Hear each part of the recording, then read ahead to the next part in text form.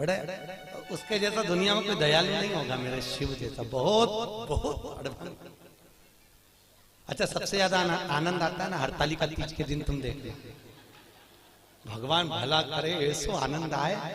इतनी बड़ी थाली में केला के पत्ते के ऊपर बालू रेत का शंकर जी बनाए और पूरे मोहल्ले की माताएं थाली भर भर के सामान लाए और ऐसी पल्लू ले लेके माताएं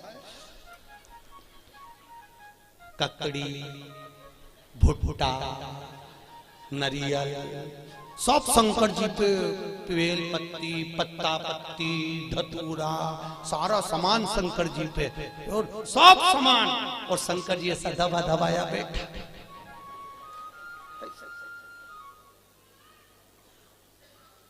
पार्वती जी बोली हटाऊं क्या?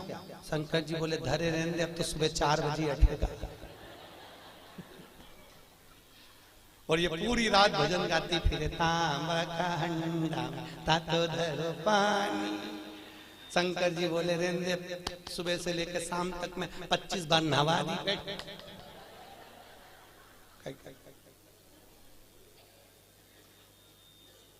और बोलती जा, नीन आए भोला नवा के देऊंगी।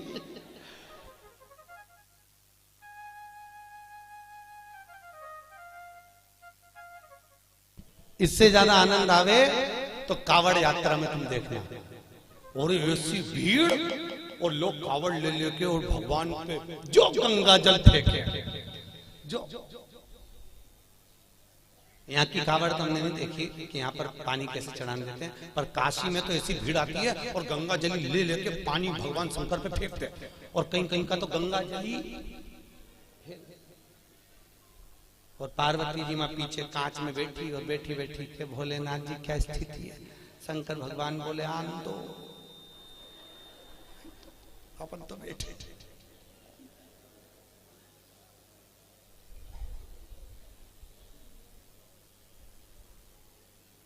बहुत दूर से आए, बहुत।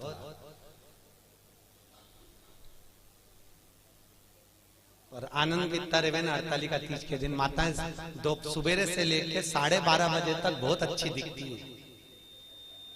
सुबह से दोपहर के 12:30 बजे तक, 12:30 के बाद तो पलंग पे मिलती पट्टा बांध के।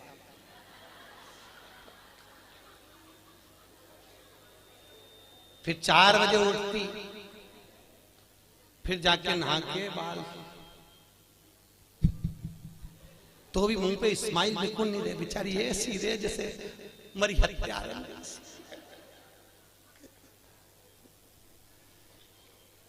और फिर भी फोन लगा के पूछती रहती, चाची जी पंडित जी कितनी बजे आएगा, पंडित जी कितनी बजे आएगा। और पहली पूजन पे चाय पी गई, पहली पूजन के बाद। हमने पूछा माता जी इसमें तो लिखा है कि दूध पिए तो बिल्ली बने, सोए तो अजगरी बने, बोले तो मेंढकी बने, तो तू तो चाय पी रही, किताब में चाय का नहीं लिखा। हमने फिर डबल से पढ़ी हरतालिका तीज की किताब, तो हमने देखा वास्तव में हमें चाय का नहीं था। माता इतनी चतुर, जो चीज का नहीं लिखे वो निपटा जाए। इसलिए किताब छापने वाले ने भी अच्छा करा, सब चीज लिख दी। सोए तो ऐसा, दूध पिए तो ऐसा, बेचारे को नहीं मालूम होगा कि चाय भी चलेगी, तो वो भी लिख देता।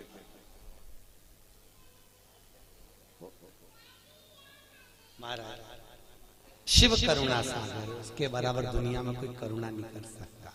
राम जी की सेवा में तो ये भी चाहिए वो भी चाहिए, और कृष्ण की सेवा में भी ये चाहिए वो चाहिए, और शंकर की सेवा में तो पानी चढ़ाओ तो ठीक है, नहीं चढ़ाओ तो ठीक है, नहीं तो यहाँ तो शास्त्र कह रहा है मुझे कुछ भी प्रिय नहीं है। शिव कहते हैं मुझे केवल एक प्रिय है और वो सत्य प्रिय है, इसलिए सत्यम शिवम सुंदरम, मुझे सत्य प्रिय है। इसलिए जो मर जाता है उसको तोप के ले जाते हैं, तो चिल्ला चिल्ला के जाते राम नाम सत्य है। दुनिया के लोग इसलिए चिल्ला के ले जाते हैं कि इसको स्वीकार कर लेना, इसी ने सत्य बोला है, हम तो यूं ही झूठेले ला रहे, हमारा काम तो इकट्ठा करके तुम्हारे यहाँ छोड़ना। असत्य नाम, सत्यमय जीवन को जियो।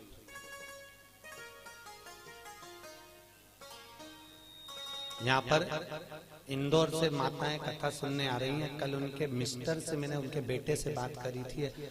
आप क्या पेशा है, आपका सर्विस क्या है आपकी? कई इंदौर कोर्ट में हम वकील हैं। ठीक है, तो पर गुरुजी 4 महीने से कथा, हमने कोर्ट की नौकरी छोड़ दी, हमने वकालत छोड़ दी। हमने पूछा क्यों? शिव महापुराण की कथा में आप बोलते हो कि सत्यमय जीवन जियो और वकील बन जाते हैं, तो इतना झूठ बोलना पड़ता है, इतना झूठ बोलना पड़ता है, परिवार चलाना पड़ता है। आज भी वो माताएं आई हैं, आज भी वो भैया आया होगा कि नहीं आया होगा? आया कहीं? आए? आज भी वो कथा में आया। कहे गुरुजी मैं दूसरी नौकरी कर लूंगा, पर झूठ बोलने की नौकरी नहीं चाहिए मुझे, क्योंकि मुझे जाना उसके पास में है, तो मुंह भी उसको दिखाना पड़ेगा। और अगर मेरी जिंदगी, और आपसे भी निवेदन है, तुम झूठ बोल रहे हो अपने परिवार को पालने के लिए चलेगा, पर थोड़ा सा सत्यमय जीवन जी लो। हफ्ते भर में एक दिन ऐसा बनाना जिंदगी में कि आज मैं दिन भर झूठ नहीं बोलूंगा, चाहे मोबाइल हो चाहे परिवार हो, बिगड़े काम बिगड़ जाए पर झूठ नहीं बोलूंगा। अपने जीवन को आज मैं सत्यमय जीऊंगा। केवल सत्यनारायण की कथा कराने से, शंकर पे पानी चढ़ाने से शंकर नहीं मिलेगा भाई। थोड़ा जीवन को सत्यमय जीना पड़ेगा। बहुत जीवन को तुमसे नहीं बनता, स्पष्ट कह दो मेरे से ये काम नहीं बनता, बनता तो करो सत्यमय जीवन जियो, झूठ नहीं, झूठ नहीं। मेरे को आता ही नहीं, जो आता वो आया, सामने आया, जो चीज है वो सामने।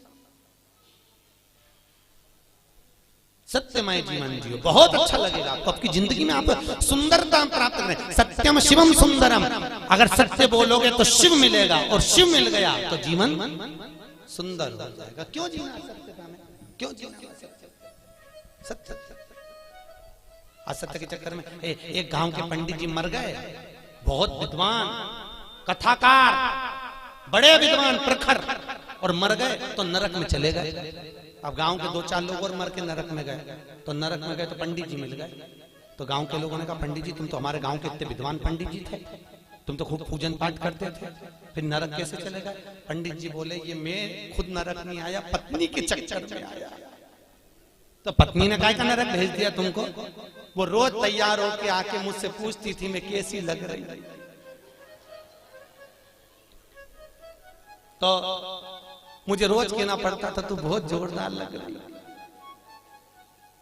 भले वो बेकार दिखे पर कहना तो अच्छा। तो ये झूठ बोलने के चक्कर में, तो माताओं से निवेदन है आधे से ज्यादा पति तो तुम्हारे चक्कर में नरक जा रहे। जी जियो, तुम लोग पूछो ही मत करा करो कि मैं कैसी लग रही।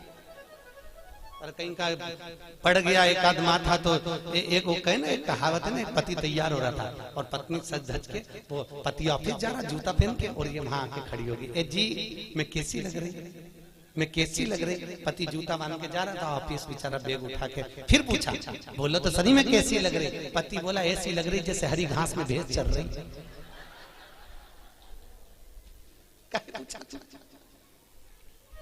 पूछा ही क्यों?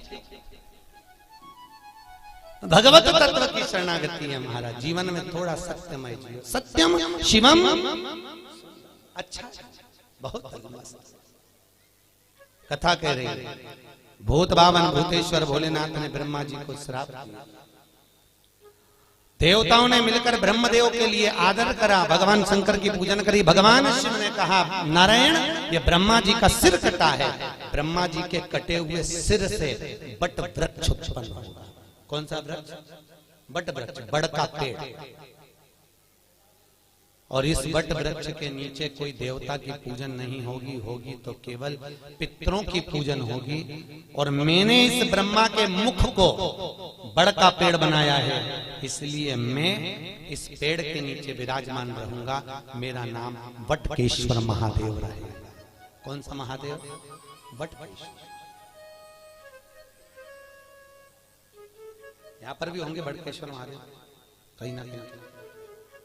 महाराज बड़केश्वर महादेव, जो घर में चिड़चिड़ापन रहता है, क्रोध रहता है, झगड़ा होता है, क्लेश मचा होता है, घर में शांति नहीं रहती, तो बड़केश्वर महादेव के मंदिर में जो जलाधारी होती है, उस जलाधारी में अपना नाम और गोत्र बोलकर बेलपत्री की डंडी को फंसाकर उसमें 1 लोटा पानी और दूध चढ़ाकर आ जाइए, घर में शांति हो जाती है, कभी क्लेश नहीं मचेगा।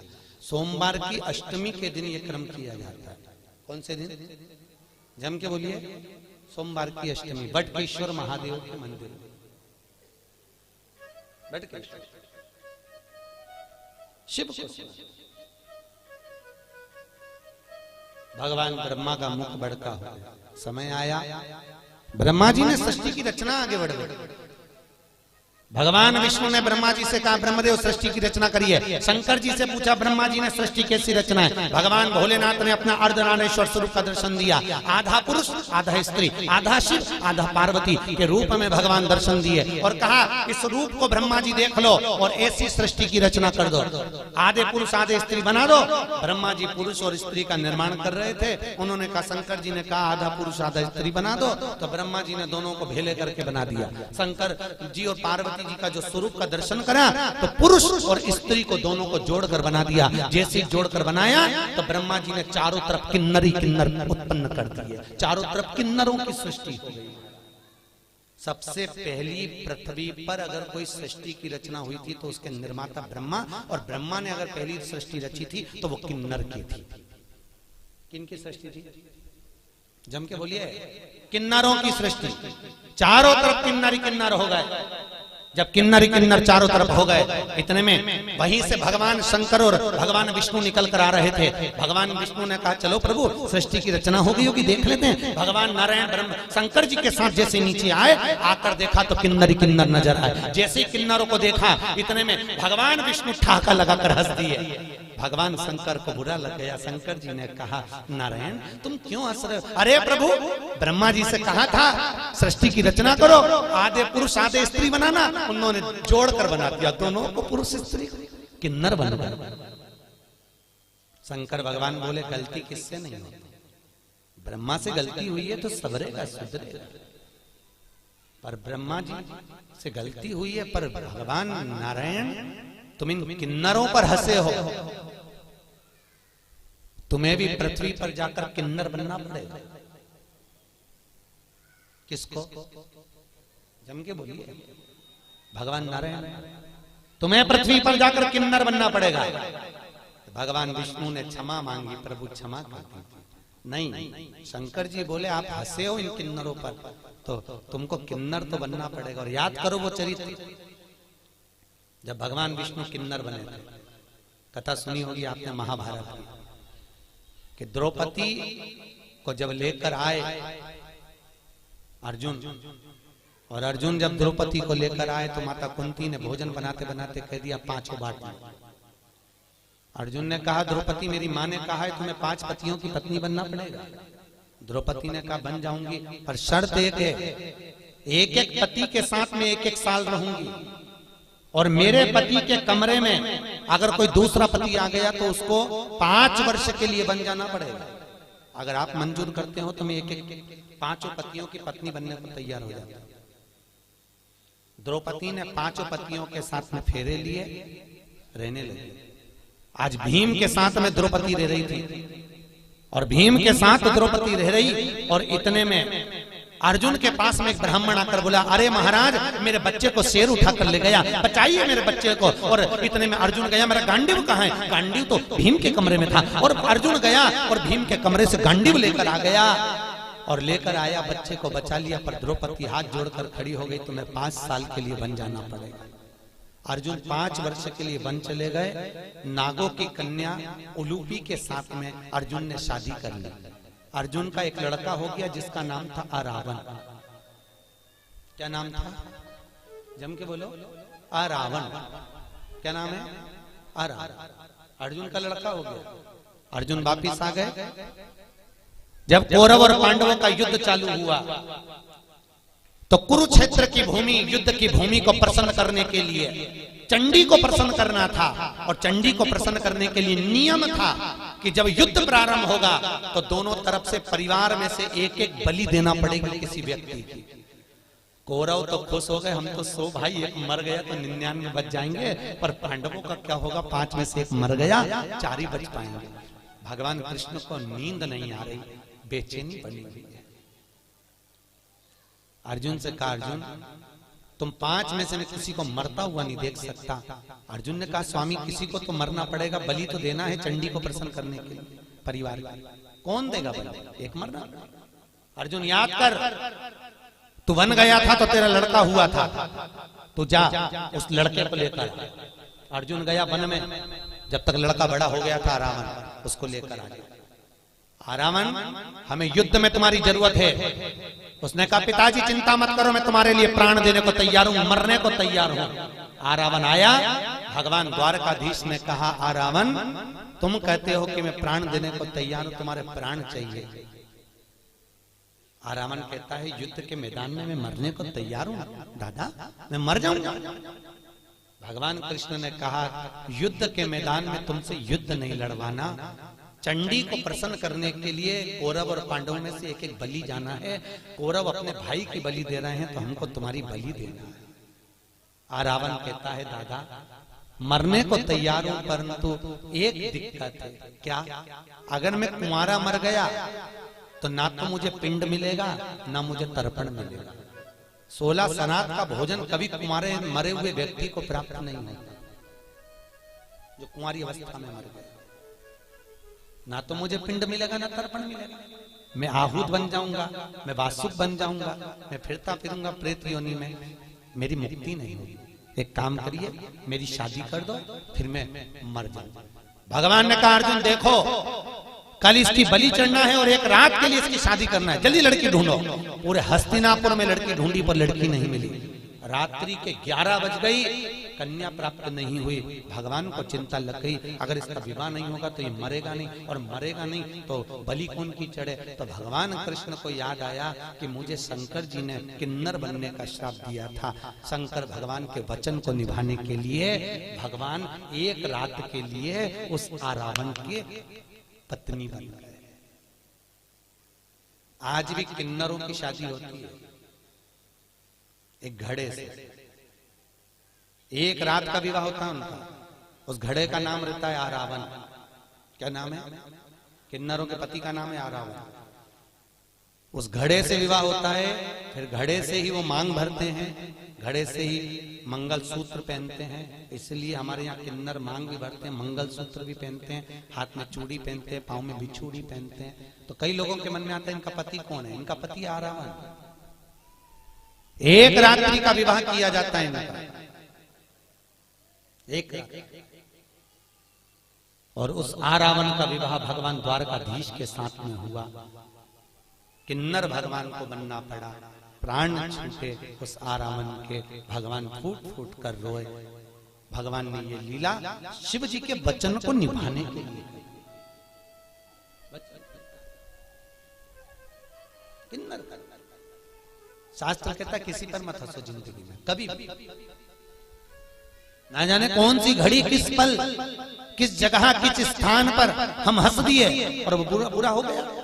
ना हंसिए। अपने को प्रसन्न रहना है, अपनी जगह पर रहिए। अपने को अलमस्त रहना, अपनी जगह पर रहिए।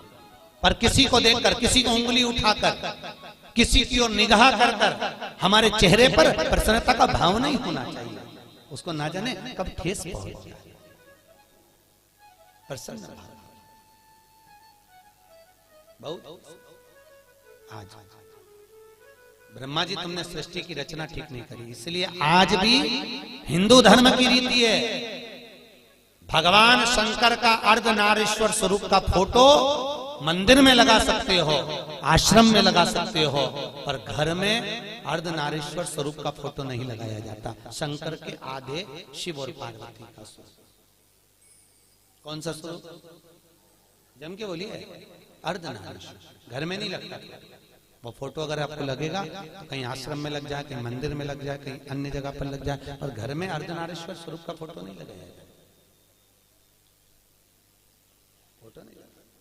अर्धनारीश्वर स्वरूप का दर्शन सृष्टि की रचना का फिर निवेदन करा। ब्रह्मा जी ने अपनी जंघा से मनु और शत्रुपा को प्रकट करा, उन्हीं की सृष्टि आगे बढ़ी। उत्तान पात प्रियवत कन्या देवहूति प्रसूति आपूति हुई। और कन्या प्रसूति का चरित्र वर्णन किया गया जो दक्ष प्रजापति के साथ में दिया। माता प्रसूति के गर्भ से कई बच्चों का जन्म हुआ, कई बच्चों ने जन्म लिया, पर जितने बच्चे लड़कों ने जन्म लिया उनको देवऋषि नारद ने सत्कर्म में लगा दिया, सबको भजन में लगाया, कीर्तन में लगाया, सबको सत्संग में लगाया। 60 कन्याओं का जन्म हो गया। कन्याओं के जन्म के बाद भी देखो माता प्रसूति के गर्भ से जितने बच्चों ने जन्म लिया वो सब संस्कारित थे, सब संस्कार। और फिर निवेदन है, जिस गांव में पानी की कमी होती है वहां की फसल बिगड़ जाती है, और जिस घर में संस्कारों की कमी होती है वहां की नस्ल बिगड़ जाती है। इसलिए नस्ल को सुधारने के लिए संस्कारों का होना जरूरी है। क्या दीजिए बच्चों को? अरे बोलो तो संस्कार श्रेष्ठ। क्यों कहते हैं कि बच्चों को गीता पढ़ाओ? कई के लिए कहते हैं? किस लिए कहते हैं? गीता पढ़ाने पर प्रेशर क्यों दिया जाता है? पढ़ाओ बच्चों को गीता। क्यों? आज घर के बच्चे अगर गीता पढ़ लेंगे तो कल ये बच्चे बड़े होकर कोर्ट में गीता पर हाथ नहीं रखेंगे। अगर आज इन्होंने पढ़ ली है तो कल इनको अदालत पर गीता में हाथ नहीं रखना पड़ेगा। इनको पढ़ाई, इनको संस्कार दीजिए। बच्चों को कार मत दो, क्योंकि बच्चों को कार दोगे तो वो बेच कर खा जाएंगे। बच्चों को संस्कार दोगे तो कारों की भी लाइन लगा देंगे। अगर और कार जब शोभा देती है जब उनमें संस्कार हो महाराज। धन जब शोभा देता है जब आपके भीतर नम्रता हो साहब। मालूम पड़े पैसा बढ़ गया और अभिमान बढ़ गया, अहंकार बढ़ गया तो भगवान भी कहते हैं बढ़ने दो, बढ़ने दो। होता है, कई लोग कहते हैं महाराज हमारा पड़ोसी कभी अगरबत्ती नहीं लगा, हमारा पड़ोसी कभी मंदिर नहीं जा, और 4 चौगुना बढ़ते चले जाते। भगवान उसको खूब दे दिया, और हम तो रोज मंदिर जाएं, रोज अगरबत्ती लगाएं, रोज दिया बत्ती करें, रोज भगवान के मंदिर में पहुंचे, तो भी हमको दुख मिल रहा, हमें तकलीफ। कहते कि नहीं कहते लोग? हम ही कष्ट में, हम ही परेशान। हम मंदिर जाते हैं, हम मंदिर जाएं तो भी हम परेशान, और हमारा पड़ोसन, हमारी देवरानी, हमारी जेठानी, हमारे रिश्तेदार कभी मंदिर नहीं जाते तो वो तो बढ़ते जा रही है।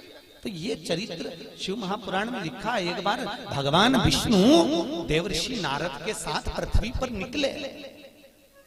अच्छे से समझ लेना कि तुम्हें दुख क्यों मिल रहा है, और जिसको भगवान ने दिया तो उसको और क्यों दे दिया। अच्छे से समझ।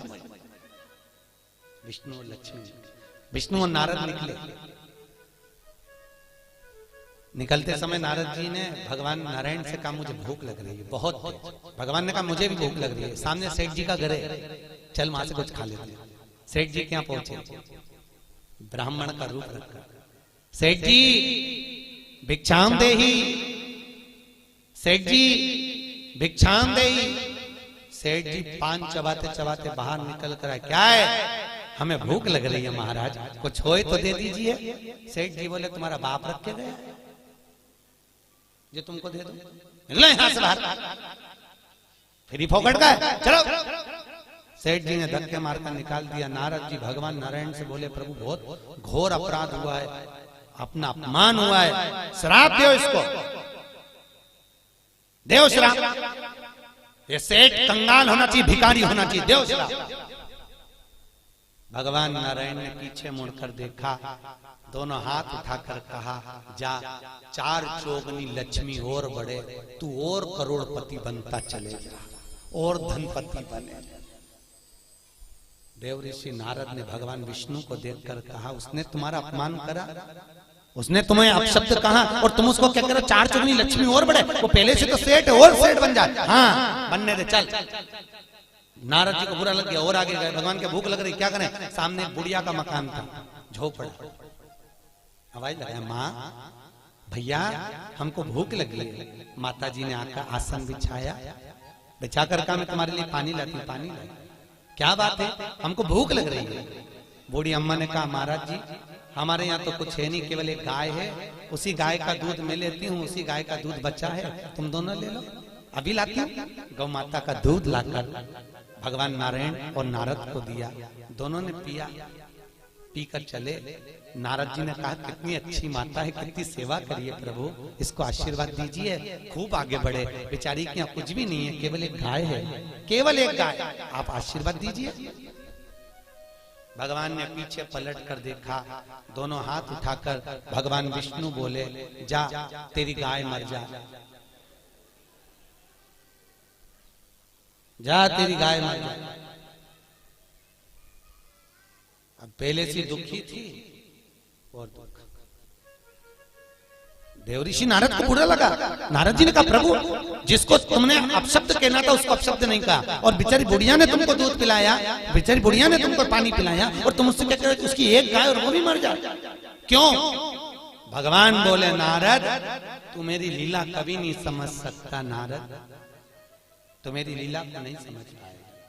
नारद ये जो बुढ़िया है ना, ये दिन रात मेरा भजन करती है, दिन रात मुझको भजती है, और अंतिम में इसके जब प्राण छूटेंगे, अगर इसकी गाय जीवित रहेगी तो इसके प्राण उसमें अटके रह जाएंगे। मेरी गाय किसके पास जाएगी, कसाई नहीं काट दे ना जाने के, तो मैं इसके मरने से पहले इसका जंजाल मिटाना चाहता हूं, इसलिए मैंने कह दिया तेरी गाय मर जाए, तुम निर्मल मन से मेरे पास मेरी होकर तो दूसरा जन्म नहीं होगा। और सेठ जी को धन बढ़ने का इसलिए कहा, अभी तेरे पास धन था और करोड़पति बन जा, तू पैसे को जोड़ जोड़ के जब मरेगा तो सांप बन के उसी घर में बैठा रहेगा, मेरे पास तक नहीं आएगा। बैठे और जोड़ और बड़े और बाद में सब बने तो मेरे पास इसको दिया। कई लोग हमको मकान दिखाने ले जाते महाराज, कई लोग जैन साहब, कई लोग मकान दिखाने ले जाते हैं, और मकान दिखाने जब ले जाते हैं तो ये हमारे बड़े बेटे का रूम है, अच्छा ये छोटे का बेडरूम, अच्छा और ये मंजिले का, अच्छा ये बेटी का, महाराज ये रूम हमारा, अच्छा। और उसी रूम में हॉल में एक छिपकली चिपकी थी। कौन चिपकी थी? छिपकली।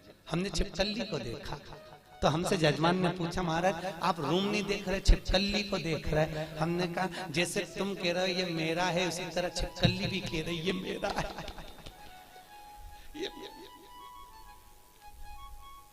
ना जाने कौन तुम्हारे परिवार का, तुम्हारे कुल का मेरा कहते कहते मर गया तो छिपकली बन के अभी भी नहीं छूट रहा, इसलिए मैं चिपकी हुई है।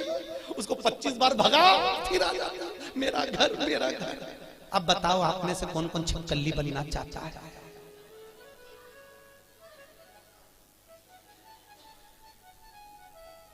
अरे बोलो तरी मोहनपुरा की जी हो,